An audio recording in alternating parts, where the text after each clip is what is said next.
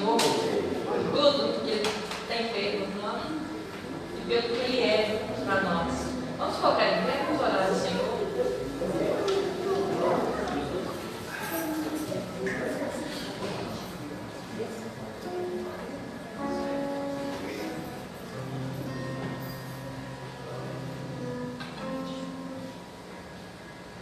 Senhor nosso Deus, bendito Pai, nós te agradecemos por esse dia que o Senhor fez.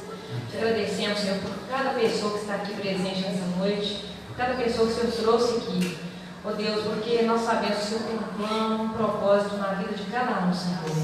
Ó Deus, obrigado por essa igreja que permanece firme aqui nessa localidade, Senhor, há mais de 50 anos, e até que o Senhor tem nos preservado. Abençoe, Senhor, cada família que tem sofrido, tem passado por tantas lutas, tantas provações, mas o Senhor tem sustentado a vida de cada um. Nós te louvamos, nós agradecemos o teu nome. Em nome de Jesus. Amém. Amém. O Salmo 126. Salmo 126 diz o seguinte: consolo para os que sofrem. O povo de Israel estava cativo, muito tempo, e esse salmo vem falando de quando eles foram libertos, a alegria que eles sentiram quando foram libertos. Essa música que nós vamos cantar agora se refere a isso.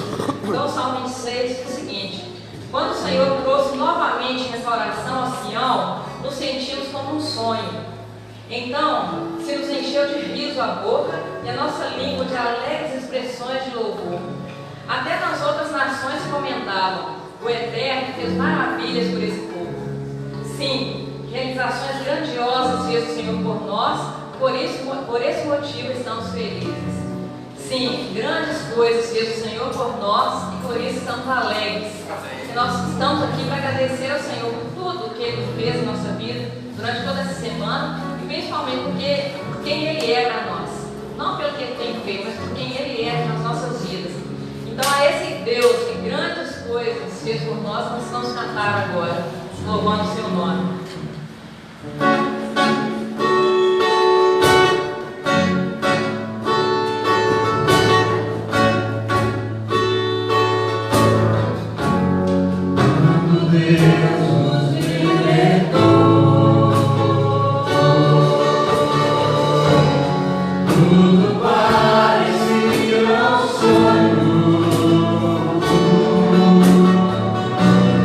Nossos lábios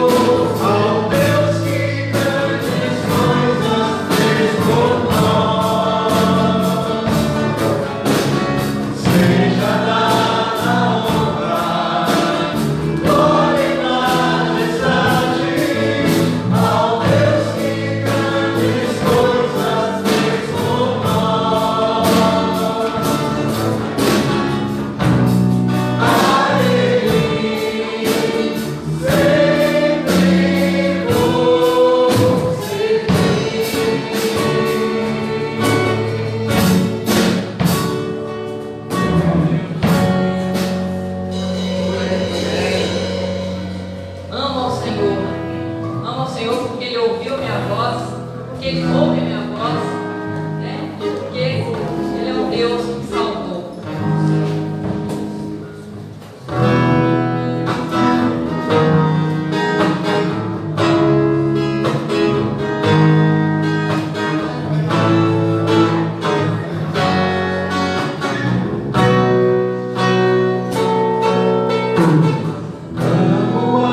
Senhor, porque Ele ouviu a minha voz.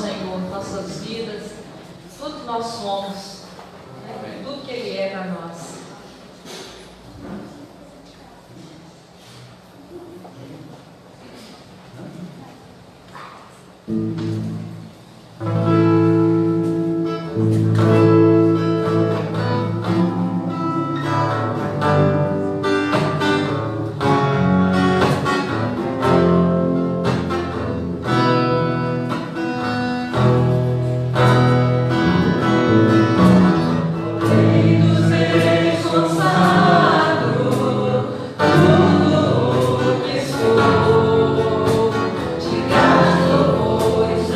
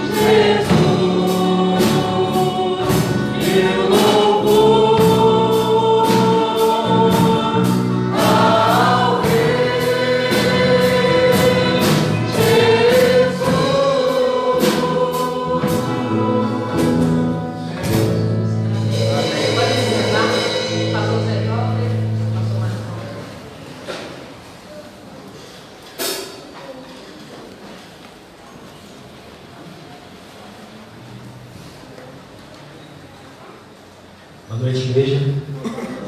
Graça e paz, nosso Senhor Salvador Jesus Cristo, todos nós, amém? Amém. Penso nós estarmos juntos, né, nessa noite, né, louvando o nome do Senhor.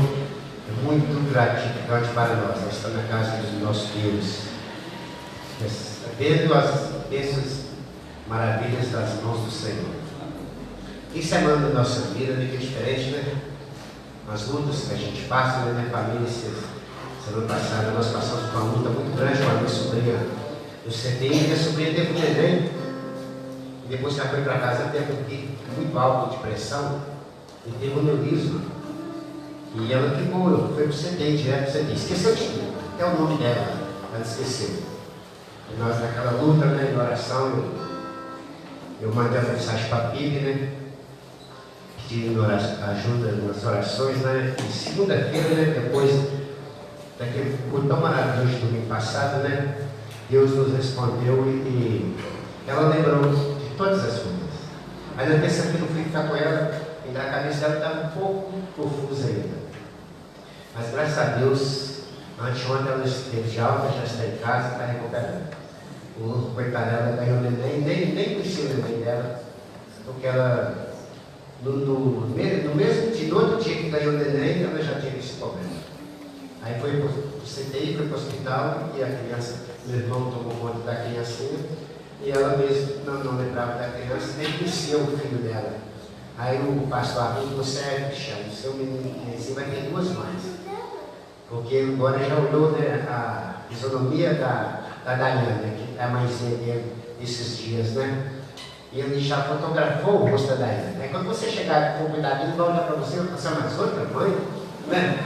Mas olha, Deus me deu outra mãe, mas é outra mãe agora, essa aqui já é diferente e tal. As grandes bênçãos que Deus coloca na nossa vida. Irmãos, testando a nossa fé. Para quê? Para que nós crescemos no conhecimento do nosso Senhor e Salvador Jesus Cristo. Toda cristão tem luta. Todo aquele que diz Paulo, todo aquele que quer servir Jesus fielmente, padecerá perseguição. Quando é na enfermidade, é no esforço financeiro e vai de várias maneiras. Mas sempre nós somos afligidos, mas nunca vencidos. Glória a Deus por isso. Você pode ser perseguido, você pode ser afligido, você pode ser testado, você pode ser tentado, mas vencido você não será. Por quê? Porque você é a igreja do nosso Senhor e Salvador Jesus Cristo. Ele já te lavou com seu sangue precioso lá na cruz. Quando eu tive a felicidade de fazer um noivado lá no Eixo Quebrado. E que as músicas caipiras, né, que desagrada a gente, né? Aí depois, a hora que estava pertinho de me dar a palavra, eu cheguei perto de uma priminha minha, falou que ela só troca o som lá para mim. Põe a linha embaixo lá para louvar a Deus, porque para a gente já ir entrando no clima, né? Aí ela foi lá e colocou a linha embaixo, deixou tocando, até eu começar a falar, e deu uma palavra no meu noivado, mas tinha que dar uma palavra para aquele povo também. Porque o povo esqueceu de Deus. Só pensa neles mesmos. Todo mundo bebendo, se alegrando, ninguém lembra de Deus. Aí na hora das alianças, consagrar as alianças, eu lembrei do pacto que Jesus fez com a humanidade. Essa é a nova aliança do meu sangue derramado por vós na cruz. Chamei a atenção do povo. Porque nós não podemos perder a oportunidade. E falei que a cruz que Jesus carregou não era para ele carregar, era para eu carregar.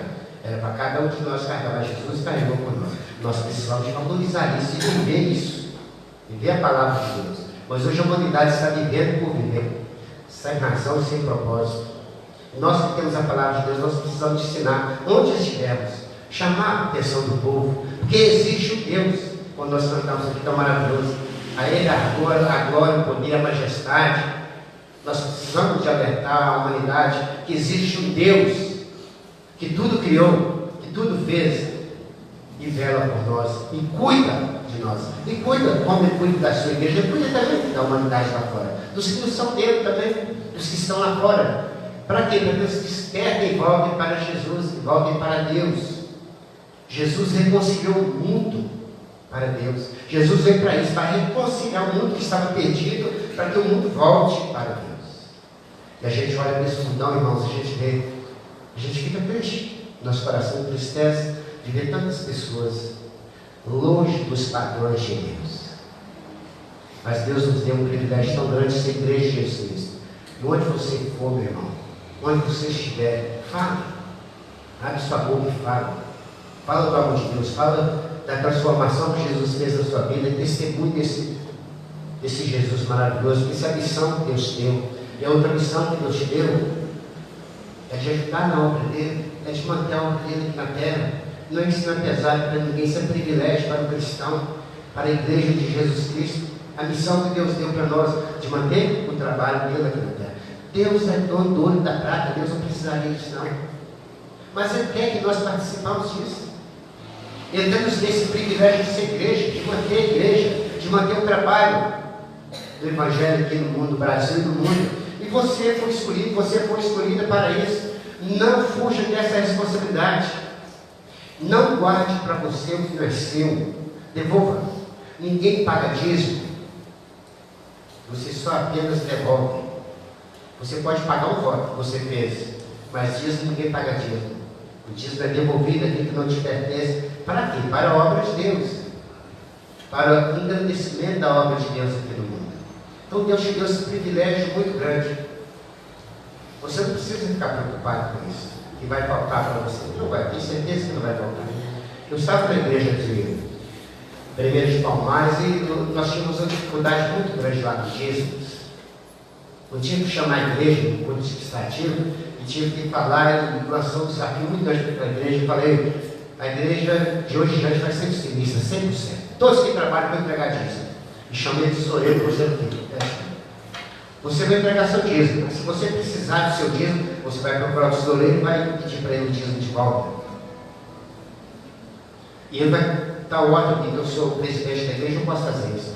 Eu estou dando ordem para ele te devolver seu dízimo. Sabe quanto você procuraram? De 270 foi para R$ 1.050. Olha, nossa, que diferença. R$ 270 foi para R$ 1.050. Porque o povo não estava entregando o que era de Deus. Né? Ninguém procurou de volta. Ninguém procurou de volta. Por quê? Porque é Deus que nos sustenta. Você não entrega o que está te sobrando, não. Você é fiel na sua entrega. É da primícia do seu pagamento que você entrega. Não é porque sobrou, não. É porque você é fiel nessa hora. E sempre Deus vai suprir a sua necessidade, a sua mesa sempre será clara. Vamos ficar de pé, vamos orar. Vamos consagrar. Nós já consagramos nossa vida a Deus, depois Ele tão maravilhoso, né, que os irmãos cantaram, mas vamos consagrar mais uma vez. Grandioso Deus eterno, Pai, nós estamos aqui em nome de Jesus para te engrandecer o teu santo nome. Nós estamos aqui, meu Pai, somente no propósito de engrandecer o nome do nosso Salvador Jesus Cristo. A Ele seja toda a honra e toda a glória. Oh Pai, nessa noite nós nos encontramos aqui nessa noite, meu Pai, para te glorificar, para te adorar, para consagrar nossas vidas a Ti, meu Pai. Porque só a Ti, meu Pai, toda a honra e toda a glória seja dada ao Senhor. Nós estamos aqui, meu Pai, porque nós somos fruto desse amor tão maravilhoso que o Senhor nos amou. Porque o Senhor nos amou primeiro. Oh, meu Pai, muito obrigado pela existência da primeira igreja batista do bairro Industrial. Muito obrigado, meu Pai, por essa igreja, meu Pai, que tem, meu Pai, vivido o Evangelho de Jesus Cristo. E desperta, meu Pai, essa igreja, meu Pai, para os seus trabalhos, meu Pai. Para a nossa missão gloriosa, meu Pai, de expandir a Tua palavra nesse Brasilzão. Oh, meu Pai, esteja abençoando cada um de nós.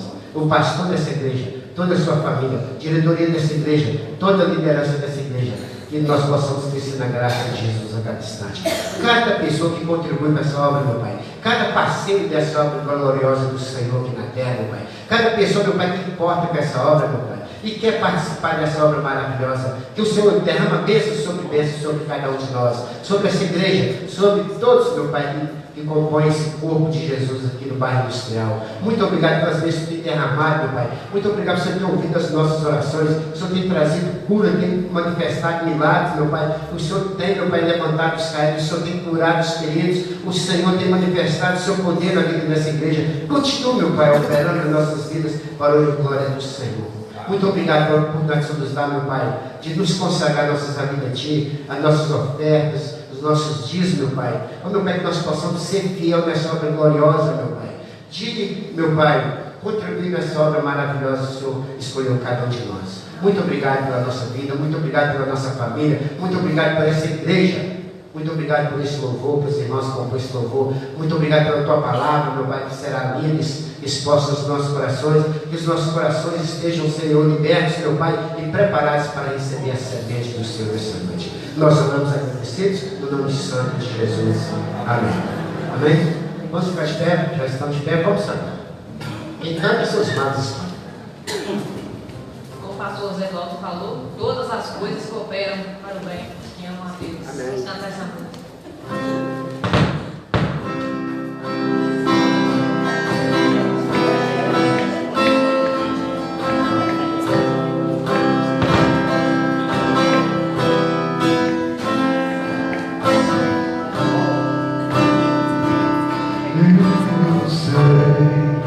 Sempre estás comigo, Senhor.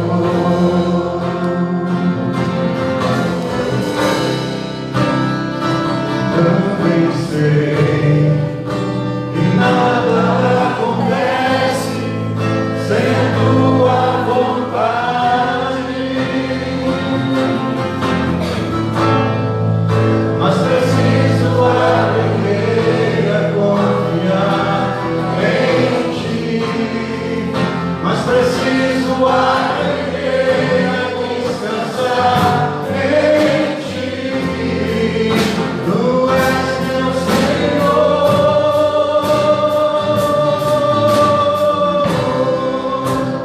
Todas as coisas cooperam para o bem daqueles que te amam.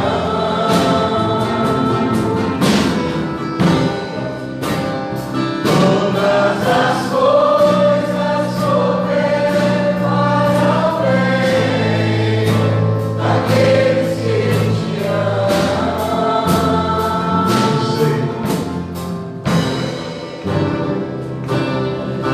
Eu sei, sempre estás comigo.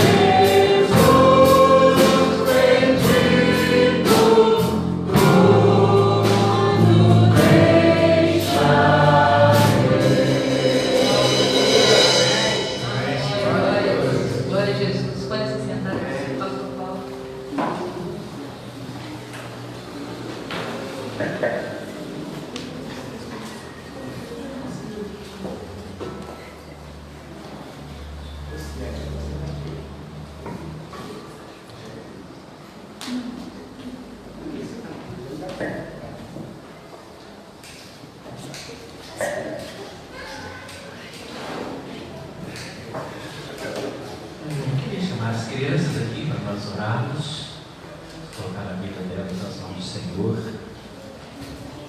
quando estarão sendo ministradas também e vamos orar, meus queridos, em suas mãos, vamos abençoar nossas crianças. Senhor, nós te bendizemos, meu Deus, porque o Senhor é fiel em cumprir aquilo que o Senhor nos ensina na sua palavra. Sua palavra nos diz que os filhos são herança do Senhor, são bênçãos do Senhor na vida dos seus pais, da sua família, da sociedade. E essas crianças, ó Deus, estão aqui para receber do Senhor a direção para a vida delas. Só possa estar trabalhando no coração delas a cada dia. A semente do Evangelho plantada no coração delas possa produzir frutos no presente e também no futuro, Pai. Para que elas nunca se esqueçam do Senhor na vida delas, Pai. Abençoe também seus pais, para que sejam, Deus, instrumentos do Senhor para ensinar a elas a viver no caminho do Senhor e viverem com elas nesse caminho também, Pai. Obrigado por esse momento. Recebe a nossa vida na presença do Senhor. Nós oramos em nome de Jesus. Amém. Deus abençoe, meus queridos. Podem ir lá, tirem.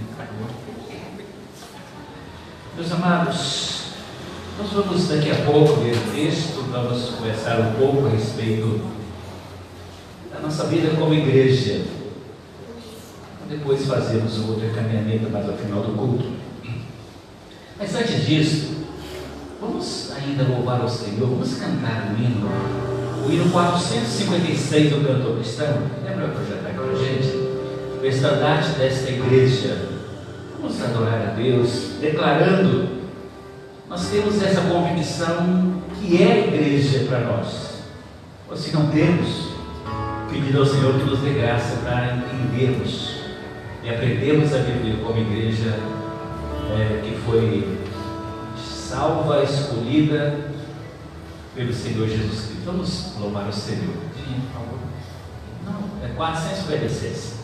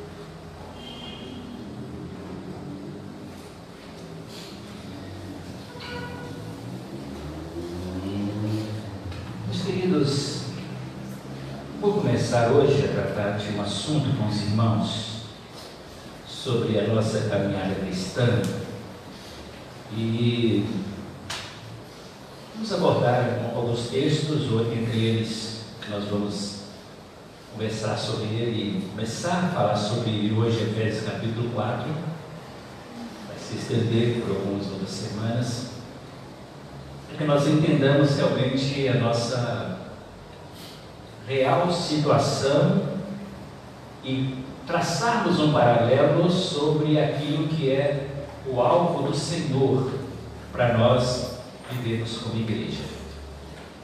Creio que algumas coisas que a gente vai dizer para os irmãos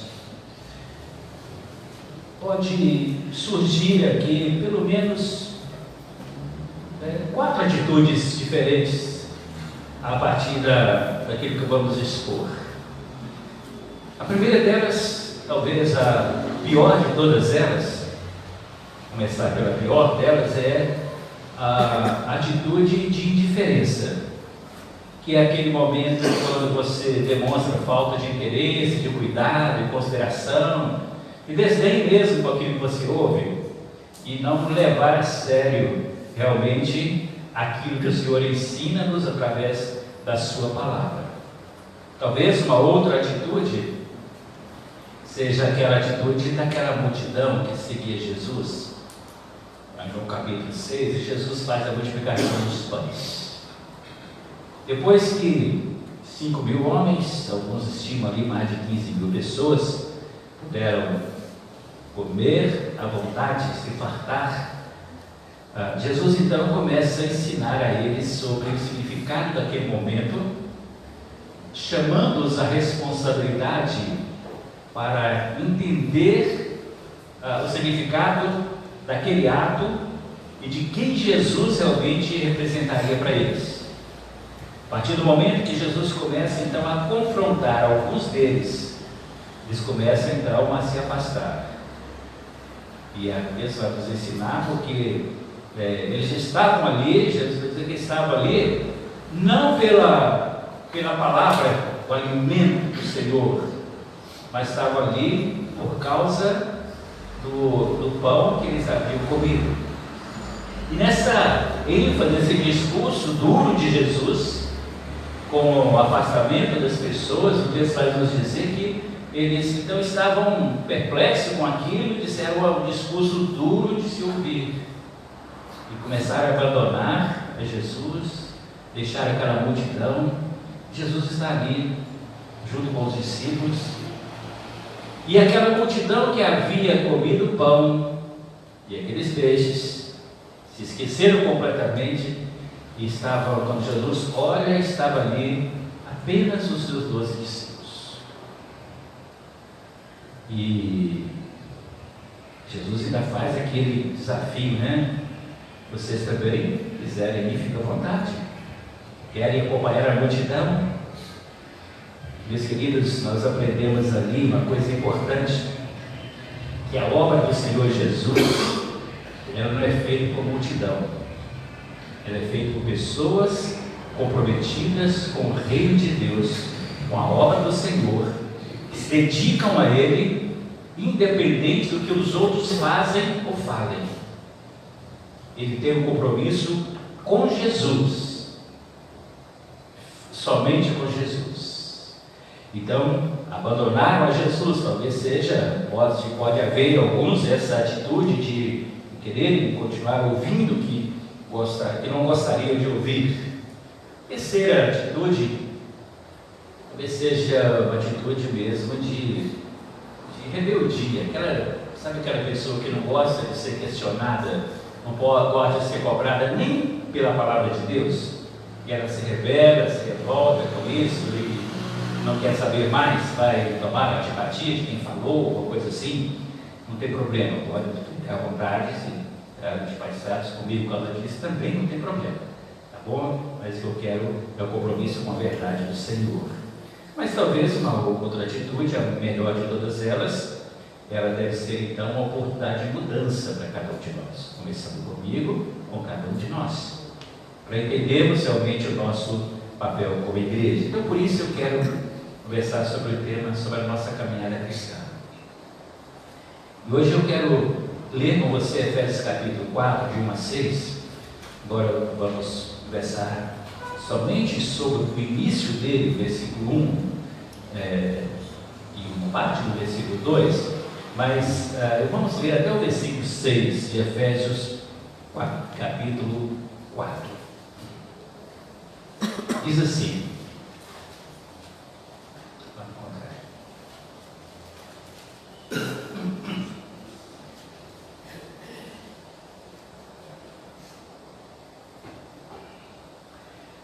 rogo-vos, pois, eu, o preso do Senhor, que andeis como é digno da vocação com que fostes chamados, com toda a humildade, mansidão, com longanimidade, suportando-vos uns aos outros em amor, procurando guardar a unidade do Espírito pelo vínculo da paz.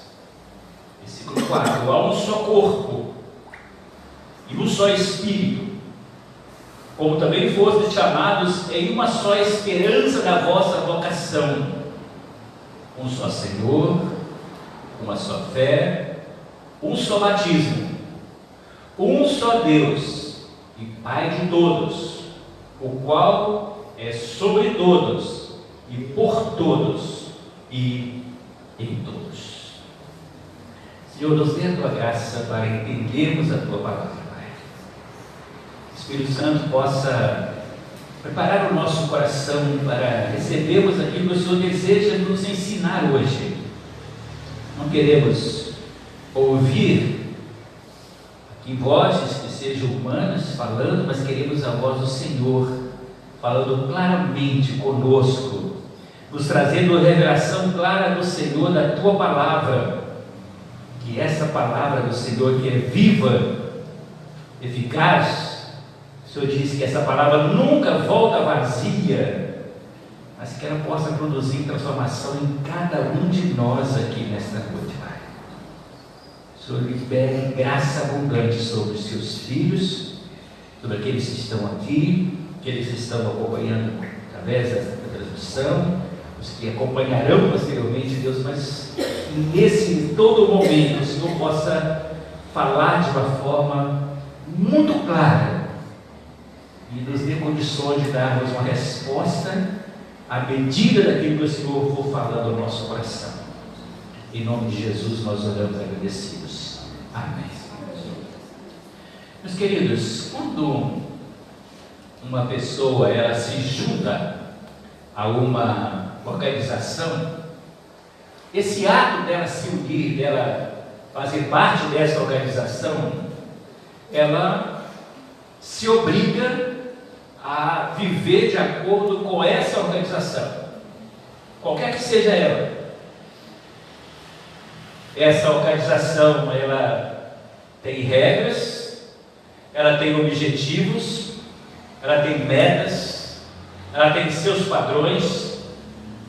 Então, quando você está inserido nesse grupo e você fez a opção voluntária de se inserir nesse grupo, nessa comunidade, nessa organização, você então passa a se sujeitar a essas regras. Veja o seguinte: todos nós somos obrigados a respeitar as leis do nosso país, quer nós concordemos ou gostemos, nós precisamos cumprir, respeitar as leis do país, ou seja, desrespeitar essas leis trazem consequências para cada um de nós. Então, quando nós olhamos para a igreja, a gente vai enfatizar bastante isso, nós precisamos encontrar na igreja essa comunidade, essa organização, a qual nós nos propusemos a fazer parte dela e desejamos viver segundo as regras dessa comunidade, não de acordo com a vontade individual de uma ou outra pessoa. Sociedade humana, meus queridos, em qualquer setor que nós façamos parte dele, seja lá na empresa onde você trabalha, seja qualquer lugar, na escola onde você estuda, no condomínio onde você mora, todo lugar onde você está, com a sua vizinhança, a sociedade ela não funciona sem que as pessoas se comprometam a seguir essas normas, essas leis que são estabelecidas. E da mesma forma, meus queridos, temos que olhar a igreja de Jesus. Não podemos ver a igreja, vou usar um termo aqui meio pejorativo, não podemos olhar a igreja aqui como uma terra sem lei, como alguns pensam que ela é. Eu posso fazer o que eu quiser, eu posso ir quando eu quiser, eu posso deixar de fazer, eu posso viver a minha vida de acordo com os meus próprios interesses, ninguém tem nada a ver com a minha vida. Tem sim, porque você faz parte de um grupo, você inseriu nesse grupo, então a igreja tem a ver com a sua vida sim. O que você faz lá fora reflete exatamente na igreja que você faz parte dela. Porque, meus queridos, a igreja, nós temos que entender que a igreja é uma organização, ela pode ser uma instituição jurídica com o seu CNPJ, com as suas obrigações no dia a dia, mas a igreja como organização instituída por Deus, ela é formada, como que ela é formada? Ela é formada pelo sangue de Cristo, porque foi o próprio Cristo que estabeleceu as metas. Ele disse que ele iria edificar a sua igreja. Ele estabelece o que é a sua igreja. Ele estabelece as metas, os objetivos, as normas, os padrões. Ele estabelece como é que essa igreja deve existir, como ela deve funcionar. Quando Jesus estabelece a sua igreja, os judeus eles vinham de um serviço religioso que era feito através da sinagoga, onde se prestava-se culto através de rituais, de sacrifícios, de ofertas, de memoriais que eram feitos. E Jesus vai então dizer o seguinte: eu vou estabelecer a minha igreja, que é diferente desta, mas ela tem as suas regras. Tanto é que Jesus vai estabelecer essas regras. Quando você olha para o Sermão da Montanha, o Sermão do Monte, Mateus 5, 6 e 7, Jesus está estabelecendo regras que não acabaram com o tempo, elas permanecem em evidência, porque a palavra de Deus, ela dura para sempre.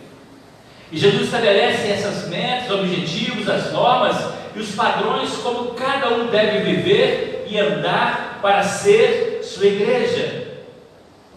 Ele estabelece como deve ser a nossa caminhada cristã. Como é que essa caminhada cristã ela se estabelece, como é que ela funciona mesmo. E Paulo vai tratar exatamente sobre esta caminhada cristã, da igreja do Senhor Jesus, como ela deve existir.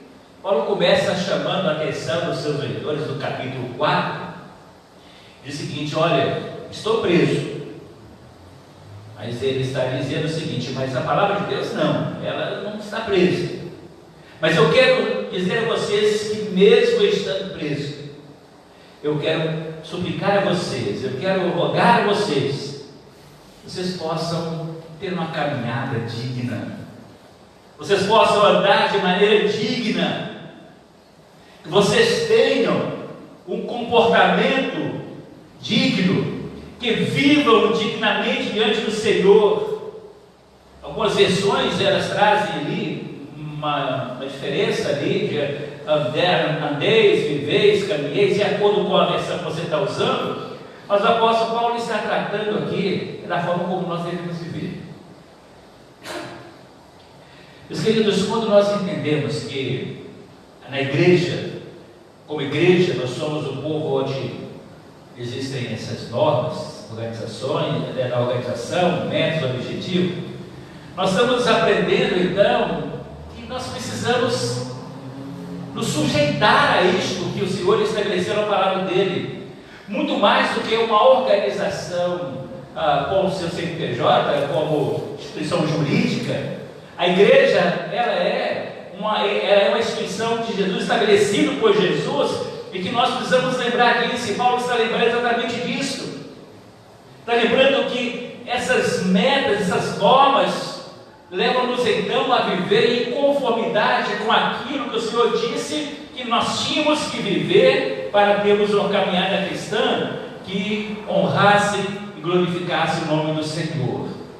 Então a atenção de Paulo nesses versículos que nós lemos é para a caminhada cristã. E queria que você tivesse realmente com o seu ouvido atento, mas com o seu coração totalmente aberto para você avaliar a sua caminhada, para reavaliar o que você já fez até hoje como igreja, como está andando como igreja, se você está realmente vivendo em conformidade com aquilo que Jesus estabeleceu, de acordo com aquilo que o apóstolo Paulo está nos ensinando também a partir desse texto. E algumas perguntas então vêm nesse momento. Será que você tem caminhado de acordo com a vontade de Cristo? Quando Jesus olha para você no seu dia a dia, não quando você está reunido, porque para alguns esse estar reunido tem sido uma forma rotativa, às vezes vem a semana, falta outra, e não deveria ser assim. Nós somos parte de uma organização que ela se reúne semanalmente. É nosso dever estar abrindo mão de outras situações para sermos fiéis ao que nós prometemos de sermos, de cumprirmos isso, estarmos frequentemente congregando como igreja de Jesus, porque Jesus estabeleceu a igreja local para que nós nos reunamos e sejamos mesmo igreja comprometida com Ele, uns com os outros também. Será que você tem entendido realmente essas normas de Cristo para a igreja? Será que você tem andado em conformidade com esses padrões que Jesus apresentou para ser igreja de Jesus, igreja dele aqui neste mundo? Ou será que você tem vivido para você mesmo? E quando você sente vontade, ou quando você se interessa, ou quando passa por uma dificuldade, ou outra situação surgida, aí eu vou lá. Eu lembro que eu sou membro de uma igreja e eu vou lá ocasionalmente. Será que é isso mesmo? É assim mesmo que você tem vivido? Ou você tem vivido de acordo com aquilo que o Senhor estabeleceu através da sua obra em nós? Querido, eu estou aqui hoje, e esse é o momento realmente em que o coração dói em ter que dizer essas coisas, como eu estou dizendo para vocês, mas estou aqui como pastor, como chamado de Deus para esse fim. Nós não podemos ficar ignorando as verdades e olhando as pessoas como se nada estivesse acontecendo. Quando Jesus olhou para Jerusalém certo dia e viu as pessoas andando de um lado para outro sem que tivesse compromisso nenhum, ele disse: Jerusalém, quantas vezes eu quis juntar vocês debaixo, como uma galinha junta os pintinhos debaixo das suas asas, que vocês não quiseram. Jesus chora naquele momento ali, quando ele naquele monte, ele vê a cidade, cada um correndo de um lado para o outro, e diz: olha, não vai ficar pedra sobre pedra que não seja derribada. E nós vamos ver isso depois da história, anos 70, a destruição ali do templo, a invasão e o aprisionamento daquele povo, pelos romanos. Mas, meus queridos, quando nós olhamos para isso e encaramos essas verdades, elas precisam ecoar em nosso coração como um alerta para cada um de nós, para que a gente possa entender que nós temos que deixar os nossos achismos de lado no que diz respeito a ser igreja. Precisamos deixar aquilo que conceitos preconcebidos que nós já vamos trazendo sobre nós. Temos que nos confrontar mesmo com a nossa real situação, policiarmos mesmo a nossa vida. Recebemos instruções vindas da palavra do Senhor para que nós possamos mesmo trilhar a vida cristã e sermos igreja como Jesus quer que nós sejamos. Voltando aqui ao texto, Paulo está trazendo esse ensino nessa segunda parte, capítulo 4, é a segunda parte da Epístola aos Efésios, da carta aos Efésios. Paulo havia apresentado dos capítulos 1 a 3, para nós aqui, a essa divisão de capítulos, né? Mas o tempo era uma carta, a carta não tem tópicos, divisões, subdivisões. Isso é uma forma que foi desenvolvida para facilitar a nossa compreensão. Era um texto na íntegra. Então, para nós aqui, os 3 primeiros capítulos, Paulo está apresentando ali uma teologia sobre Jesus, uma teoria a respeito de Jesus. Ele fala nos capítulos 1 a 3, a gente não vai ler tudo que está lá, mas eu vou destacar algumas coisas aqui para a gente entender esse primeiro versículo do capítulo 4. Paulo, então, ele apresenta nos capítulos 1 a 3 aquilo que Deus fez, aquilo que Deus planejou desde os tempos passados, aquilo que Deus apresentou no estabelecimento da sua igreja, para dar sentido realmente à sua igreja.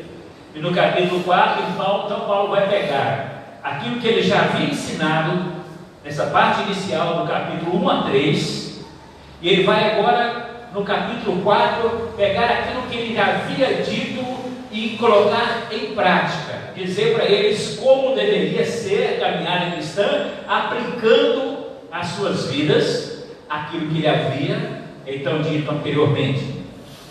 E esse início do capítulo 4, quando ele fala assim, eu rogo-vos, pois, ele está dizendo o seguinte: olha, eu rogo a vocês que já entenderam o que eu já disse anteriormente, vocês vivam de forma digna. Ou seja, diante de tudo aquilo que ele já havia apresentado.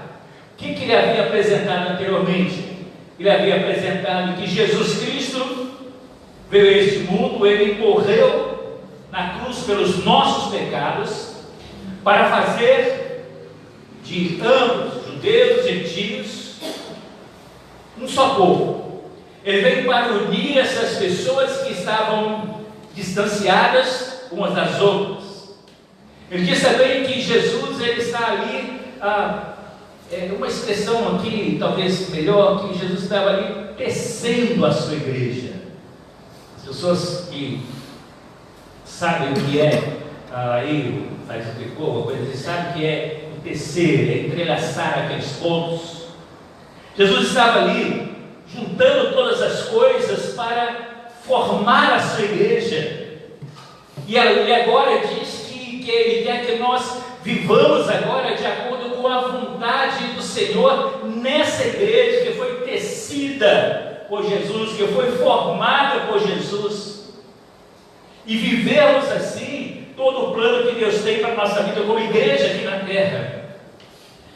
Então, diante de tudo aquilo que ele havia apresentado nos versículos anteriores, capítulos anteriores, Paulo diz o seguinte: olha, andem de maneira digna, honrem o nome do Senhor Jesus na vida de vocês. E Paulo então enfatiza aqui a chamada para essa caminhada. Como é que essa chamada para essa caminhada aplica a nossa vida? Essa chamada se aplica ao que está ali no versículo 1: andem de forma digna da vocação a que fostes chamados. Andem de forma digna. Essa palavra vocação, ela significa, aqui, ou outras versões aí trazem a palavra chamados de Deus. Na teologia, tanto vocação e chamado são sinônimos, nós entendemos como sinônimos. Quando nós olhamos para essa expressão, essa vocação que ele utiliza aqui, ela é entendida como aqui um chamado de Deus. Não diz respeito aqui a uma aptidão profissional, não é uma ação secular, um serviço secular que você presta, não. Ele está dizendo aqui, essa vocação a qual ele chama atenção, andei de maneira digna da vocação a que fosse chamado. Ele vai dizer o seguinte: olha, o Senhor Jesus te salvou, te chamou para que você honre o nome dele e viva de forma digna. Ele vocacionou, você foi escolhido por ele para viver de forma digna no Evangelho. Quando Paulo fala sobre esse chamado, nós não podemos esquecer desse contexto. Como que é que isso acontece? No capítulo 1, vamos ler o capítulo 1 todo.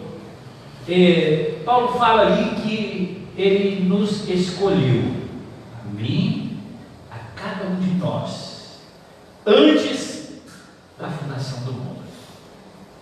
Ele diz também no capítulo 1 que não somente isso, mas para que nós pudéssemos ser alvo desse amor, dessa escolha, desse chamado dele.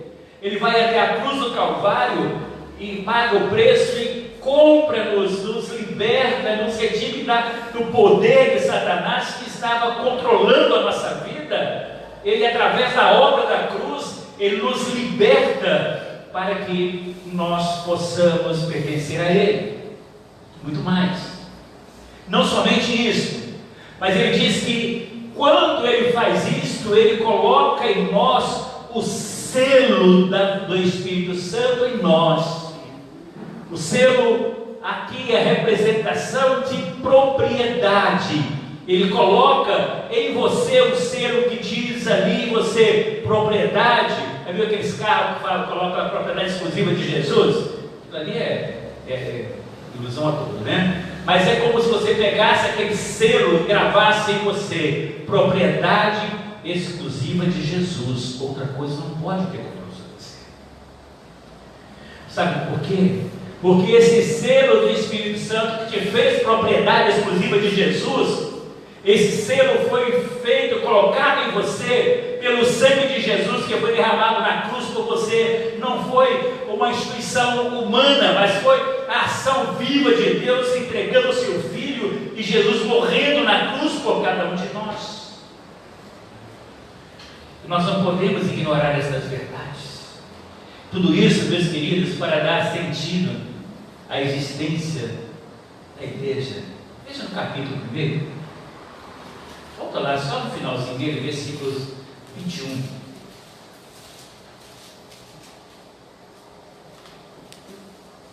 Versículo 20. Segunda parte do versículo 20, Efésios 1 diz assim: ressuscitando a Jesus dos mortos e pondo a sua direita nos céus, onde acima de todo principado, acima de todo poder, acima de toda potestade, acima de todo domínio e acima de todo nome que se nomeia, não só nesse século, mas também no século vindouro. Veja que Paulo está dizendo aqui, olha, Jesus ele tem supremacia acima de tudo aquilo que é estabelecido no céu e na terra, não só naquela geração, mas nas gerações futuras. Versículo 22. E essas coisas que ele cita aqui, ele diz o seguinte, olha, e agora ele sujeitou todas as coisas a seus pés, e sobre todas as coisas o constituiu como cabeça da igreja. E o que é a igreja? É o seu corpo, é a plenitude daquele que cumpre tudo em todos. Se a igreja é o corpo de Jesus, quando você não anda de maneira digna, você está manchando esse corpo que você faz parte dele. Esse selo que que foi forjado pelo sangue de Jesus em você, está manchado, está contaminado, porque você não está vivendo de forma digna desse Jesus que constituiu como cabeça da igreja. Então, se você é corpo de Jesus, é parte desse corpo de Jesus, Paulo diz, ande de forma digna, ande de forma digna. Veja que também, capítulo 2, Paulo vai chamar a atenção a respeito da forma como ele nos deu vida. Capítulo 2, versículo 3 diz assim, capítulo 2, versículo 3, entre os quais, ele está dizendo aqui no versículo 2, que nós vivíamos segundo o curso do mundo, segundo o príncipe da potestade do ar, sobre a ação diabólica sobre a nossa vida, debaixo do poder de um espírito da desobediência que opera nos filhos, que a vida de muitas pessoas ele chama aqui de filho da desobediência. Diz o seguinte: olha, nós estávamos juntos com essas pessoas, entre os quais todos nós também antes andávamos. Como que era a nossa vida antes? Andávamos nos desejos da nossa carne, ou seja, isso tem que ser coisa passada, não pode, para quem é a igreja hoje, pensar e viver segundo a vontade da carne. Embora haja aqui uma luta entre a carne e o espírito, nós temos que entender que o Senhor quer que nós vençamos os desejos da carne. Veja, andávamos segundo os desejos da nossa carne, fazendo a vontade da nossa carne dos pensamentos, e éramos por natureza, filhos da ira, como os outros também. Então diz o seguinte: olha, esse padrão de vida era do passado, hoje você não pode ter mais. Se você é igreja de Jesus, você não pode ter mais padrão de vida, porque se você tem, você não é a igreja de Jesus. Se você vive assim, você não foi selado pelo Espírito Santo. Se você vive assim, conforme ele escreve nos versículos 2 e 3, você ainda não foi lavado no sangue de Cristo Jesus. Antes quais, versículo 3, todos nós antes também andávamos nos desejos da nossa carne, fazendo a vontade da carne, dos pensamentos, éramos por natureza filhos da ira, como os outros também. Éramos, é assim que era a nossa vida. Mas no versículo 4 diz assim: mas Deus que é riquíssimo em misericórdia, pelo seu amor com que muito nos amou, estando nós ainda mortos em nossas ofensas, nos vivificou juntamente com Cristo, pela graça sois salvos. Preste atenção aqui, meus queridos. Veja que Paulo está dizendo aqui: olha, Deus é rico em misericórdia. O livro de Eclesiastes diz que a misericórdia do Senhor é a causa de nós não sermos consumidos, e a sua misericórdia não tem fim. Sabe por que nós estamos aqui hoje sentados ouvindo? Por causa da misericórdia de Deus. Você só está aqui hoje por causa da misericórdia de Deus, porque Ele quer dar a você a oportunidade de mudança da sua vida a partir desse momento. Ele traz você aqui, é essa misericórdia dele que permite você ser amado por Ele, como diz o versículo 4. Nós estávamos mortos. Morto não tem força para viver sozinho. A pessoa morreu, não tem como ela voltar à vida só por si só. Não mais. Então, Paulo diz o seguinte: olha, nós estávamos mortos, mas quando Jesus ressuscitou na cruz do Calvário, Ele foi lá na morte, lá onde estávamos na morte espiritual, lá na condenação que Ele havia dito nos versículos anteriores. Ele foi lá e nos resgatou desse padrão de morte e nos vivificou, nos deu vida. Não foi obra nossa, não foi nossa escolha. Foi Jesus que foi lá e nos resgatou, nos tirou desse lamaçal de pecado que vivíamos, para vivermos agora uma nova vida com Ele. E depois ele continua dizendo, a partir do versículo 6, ele vai dizer o seguinte: nós estávamos presos, nossa natureza pecaminosa, estávamos mortos, mas nos deu vida, pela graça nós somos salvos pela fé. Ele vai descrever isso a partir do versículo 6 até o versículo 10. Estamos no Salmo aí no capítulo 3, eu quero que você preste atenção aí no versículo 10, diz assim: para que agora, pela igreja, a multiforme sabedoria de Deus seja conhecida dos principados e potestades dos céus, segundo o eterno propósito que fez em Cristo Jesus, nosso Senhor. Preste atenção aqui, meus queridos.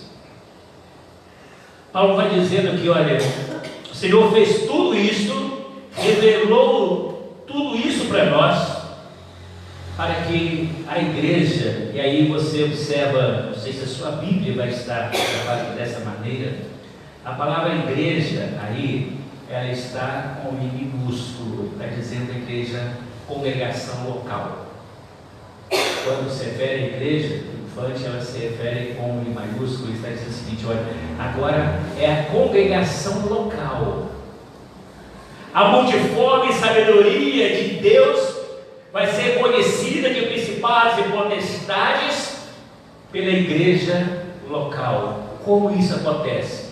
Quando você anda de maneira digna do Evangelho. E quando isso não é cumprido, quando você deixa de honrar a igreja que você faz parte dela, vivendo de forma indigna, não congregando, não sendo fiel aos seus compromissos assumidos com a sua igreja. Meu querido, nós precisamos entender que a palavra de Deus, ela tem em si a revelação escrita para cada um de nós, para que nós possamos fazer disso algo prático em nossa vida. Precisamos entender que o sangue de Jesus na cruz do Calvário por nós, quando construiu sua igreja, ele derrubou toda a inimizade, toda a barreira, toda a separação, e fez um só povo como a igreja do Senhor Jesus, através de uma união que é formada pelo sangue de Cristo Jesus. Então ele nos chamou, quando ele estava ali tecendo aquele plano para a sua igreja, ele pensou em cada um de nós, e nós não podemos negar o Senhor com a nossa vida.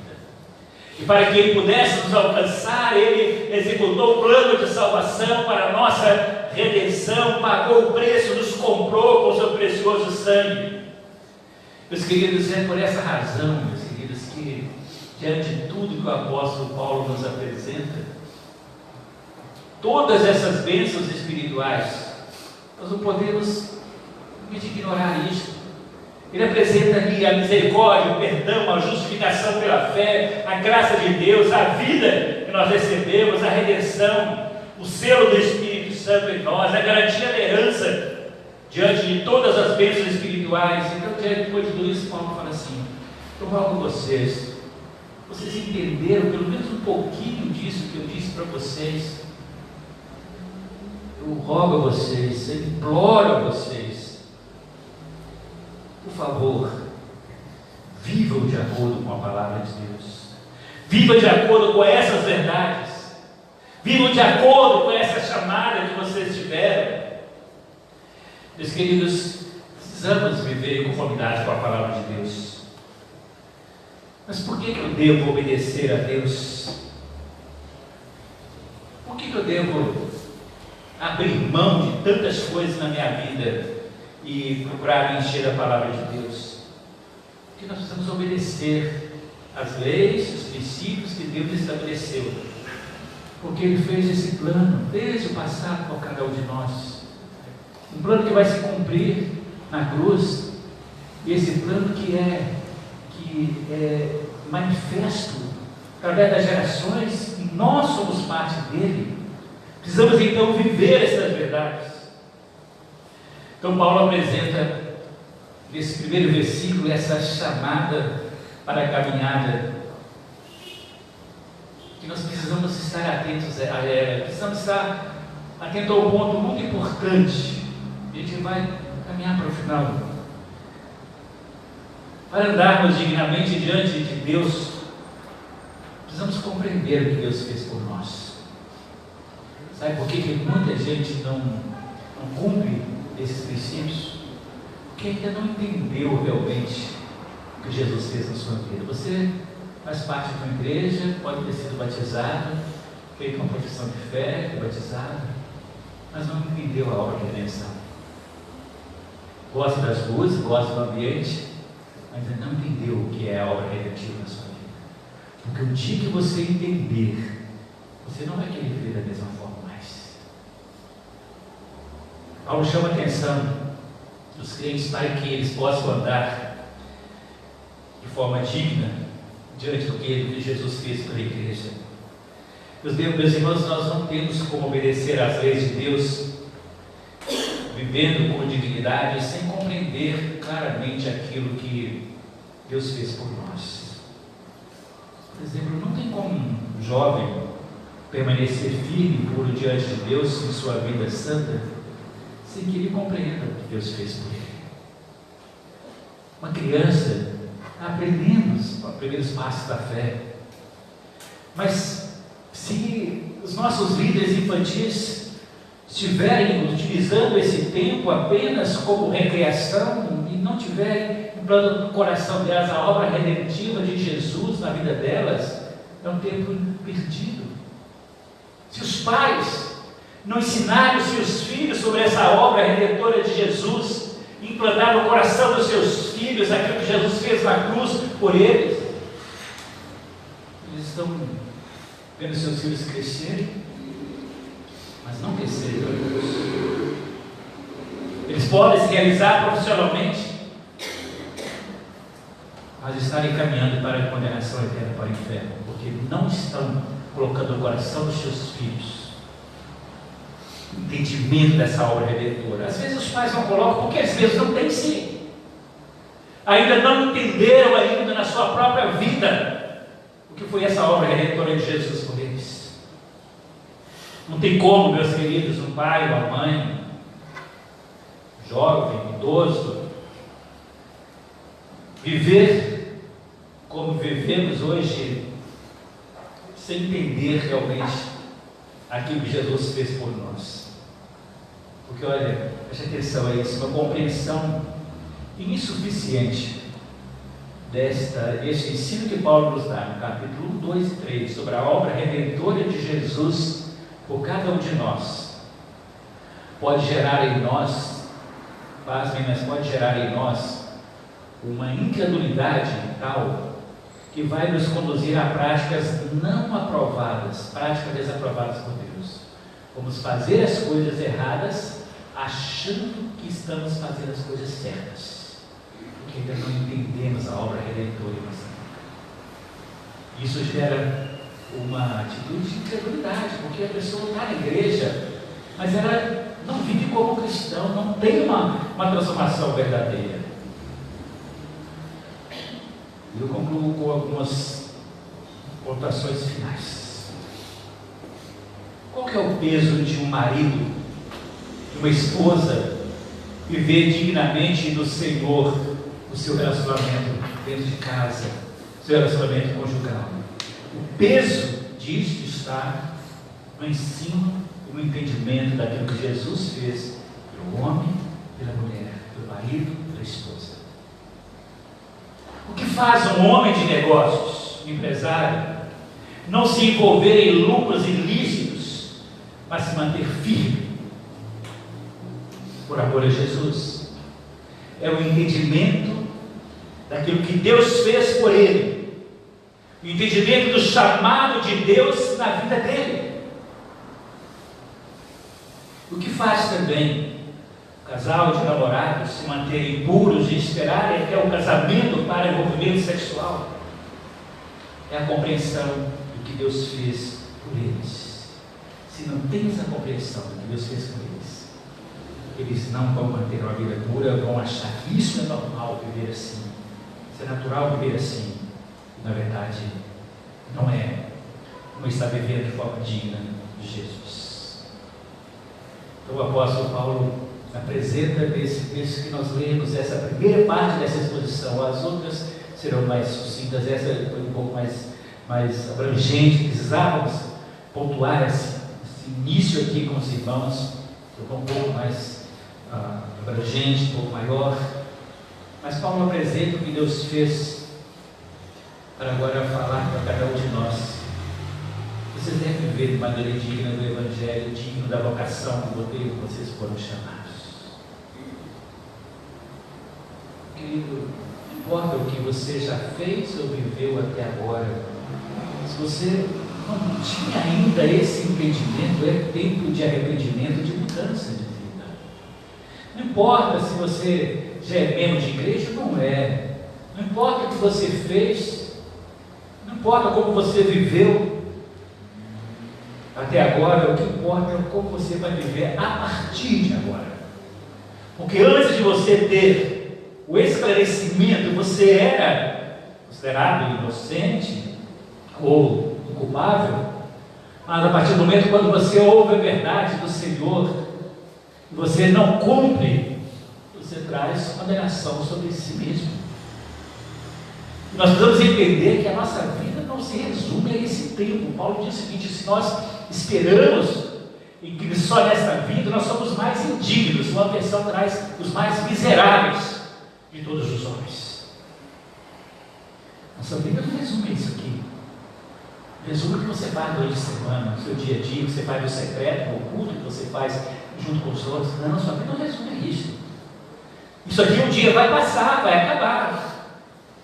E se você não viver de forma digna agora do Senhor, você não tem como ter parte com Ele no reino dos céus. Quando essa vida aqui acabar, seu lugar, a Bíblia diz a palavra de Deus, é um lago que arde com fogo e enxofre, que é o lugar que é a segunda morte, que foi preparado para o diabo dos seus anjos. Então é tempo, meus queridos, de nós reavaliarmos mesmo a nossa vida, como nós somos, como estamos vivendo como igreja, como você tem tratado a igreja na sua vida, qual a importância que a igreja tem para você. Você precisa andar de maneira digna e honrar o seu compromisso de subir com Deus. Você não é, eu já disse isso algumas vezes aqui, você não é obrigado a assumir compromisso, mas quando você assume, você é obrigado a cumprir. Ande de maneira digna. Honre a Deus, honre a sua igreja terrena, honre aos seus irmãos, querendo estar junto com eles, mostre para eles que você acha que eles são importantes na sua vida, tão importante, você quer estar junto com eles, mas você quer crescer na fé junto com eles. E abra mão daquilo que te afaste do compromisso com o Senhor. Renuncia a qualquer compromisso, assim como você tem seu compromisso com o seu trabalho, ou compromisso importante aí, você não abre mão dele por nada, aconteça e acontecer, você vai cumprir o seu compromisso. Participar da igreja, seja isso na sua vida.